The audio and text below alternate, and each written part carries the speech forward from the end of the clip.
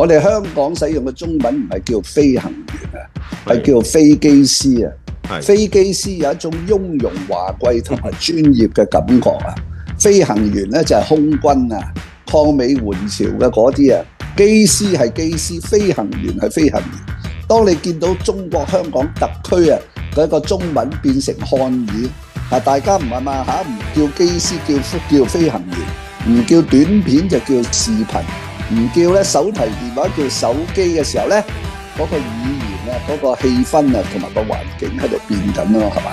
咁咧，你下一步點做就要超前部署啦，係嘛？就而家奉勸風雲谷裏邊咧，呢啲中產階級嗰啲父母，下水你搭飛機過去 London 係去探你個仔咧讀 boarding school 或者巡視你嗰度買嗰啲咧，一定要 make sure in advance 嗰兩個機師最好兩個係西人，老老實實啦，唔好扮嘢啦，你都想佢係西人啊！